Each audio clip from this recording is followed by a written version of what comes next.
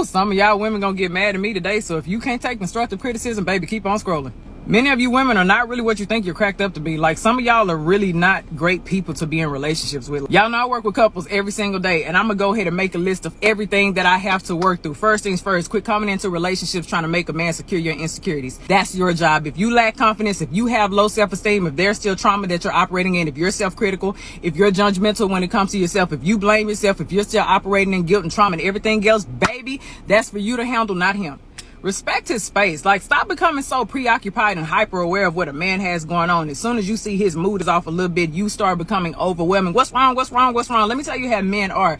A lot of men, when they are going through stuff, they may end up withdrawing or retreating because they're trying to figure it out. They're not always upset at you. Their moods are not changing just because of you. People go through things in a way that men are. They don't express themselves as much as we do as women.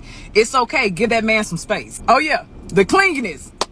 Clinginess is cute to an extent, baby, but once you become codependent and you're always getting jealous whenever this person goes out, and you become anxious whenever they're not around you, you start blowing up their phones so they gonna hang out with their friends, that is problematic, and you're gonna push them away. As much as many of you all don't want to believe it, it's absolutely okay for a man to admire another woman. As long as it is a quick look, boom, and he's not staring, and he doesn't have a wandering eye, and he's not impulsive, and he's not a cheater.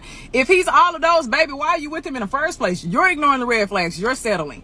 As long as that man is not window shopping or ordering off the menu, relax. He has a visual appetite. If he sees a beautiful woman, it's okay to admire. Just like if you see a handsome man, you're gonna admire him too. Relax. Stop letting yourself go. Just because you're in a relationship doesn't mean that you need to stop doing everything that you did in the beginning. If you always kept your skin together, your nails together, your lashes together, your hair done, your body was waxed up at the beginning, keep that same energy. Hold your end of the relationship. Remember, visual, visual, visual. A man still has a visual appetite, and he loves what he sees, baby, because you're going to stimulate a whole lot more of him.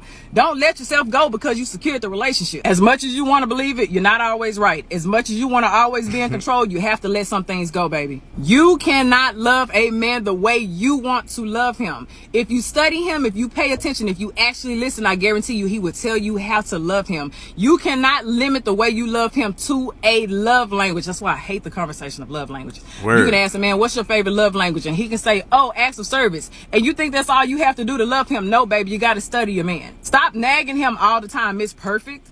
Okay, quit always expressing your dissatisfactions. If you see he's putting in efforts in other places, please uplift those efforts. Acknowledge him. Show that you appreciate that. If it's something like a pet peeve, baby, compromise. I know a lot of women have a hard time compromising, baby. Yes, you got to compromise. We compromise a lot, too. We just don't say nothing, ladies. We just don't say nothing. She on point, though. You got to find a middle ground. Sometimes it's just not worth you bringing up a dissatisfaction. A lot of you all just be nagging. You're pushing that man away. It's okay. He's not always going to fit your idea. He's not always going to satisfy you in every area. Baby, I promise you, every trait that you may have on your beautiful checkoff list, he may not measure up to every single one of them. That's Absolutely why you have to be selective. Right. Stop nagging all the time. You can't read minds and you can't predict the future. So stop trying to interpret things and stop trying to jump to conclusions. Overthinking is a big issue, ladies. Overthinking is a big issue. Baby, it's not healthy. It's a distorted way of thinking. And just to speak on that, there have been women that I've dated in my past that have actually been ideal women that I would actually consider getting into a relationship with, but because it was too early, we just want to take our time. They have actually self-sabotaged me actually getting to that point to say, okay, let's make it work. Or whichever, because a lot of times you're meeting somebody in the first 3 months, you're still meeting their representative. So to jump into something right away, it's like, yo, just take your time. We're going to get there. And you guys could really be feeling that female, but she will jump the gun. And the moment you say, nah, just take it easy.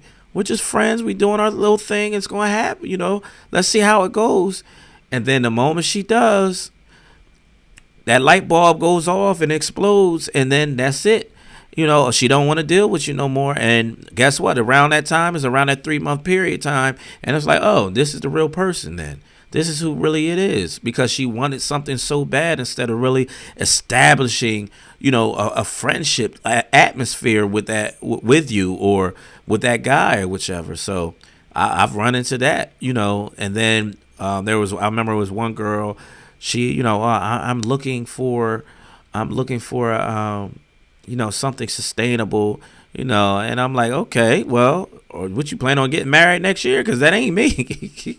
Or 2 years. No, I'm not getting married in 2 years or right away. I got to know that I could trust you first, through different seasons, my good seasons, my bad seasons. You know what I'm saying? So a lot of times they just, I get what she's saying, but we like to rush things instead of just like organically taking our time. At least I could see 3 months, maybe somebody go on and say, okay, let's go ahead, let's do this. But like at least up to 5 months, ladies, up to 5 months, you got to give a guy a chance, to really evaluate if you're something that he really, because then what if you got kids? He got to see if he can get along with all your kids as well. So it's a whole bunch to it. And it will kill your relationship. Being independent is okay, but why do you have to be so independent that you're unreceptive? Men love to be needed.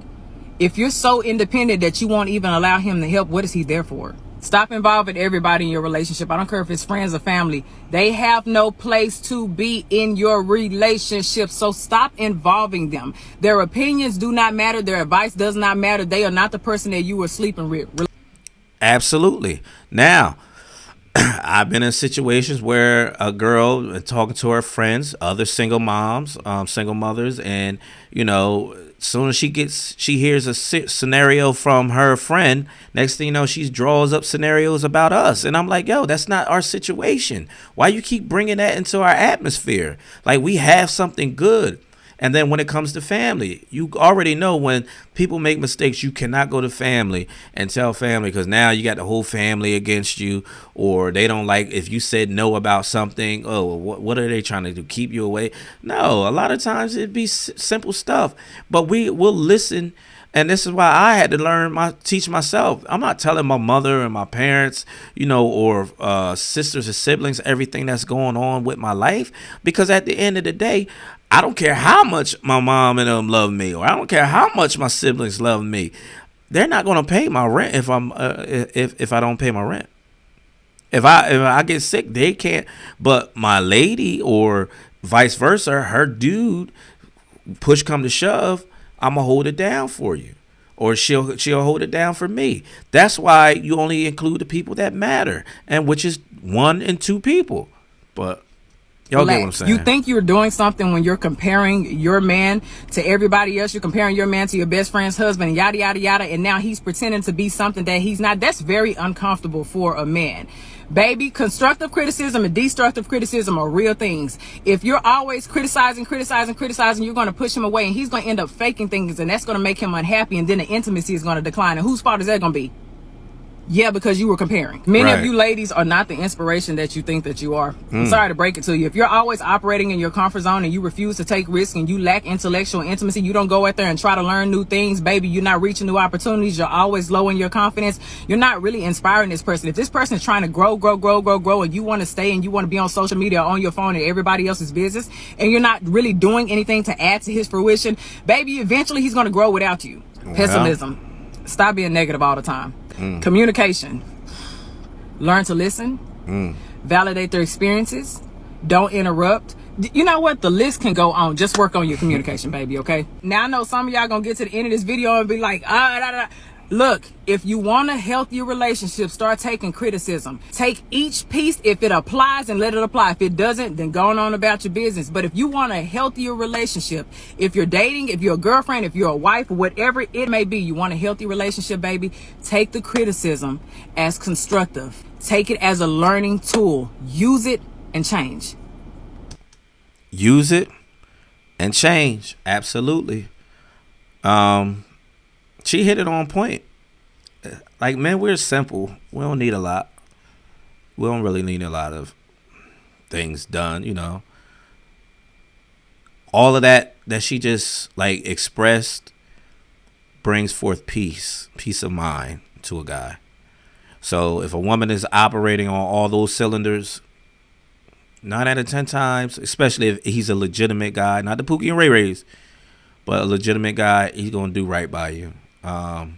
Not saying that he might not have this, shortcoming here, shortcoming there, little failures here and there, but he's going to do everything in his power to make you probably the happiest woman ever in his life, especially if you provide that peaceful mindset that she just presented.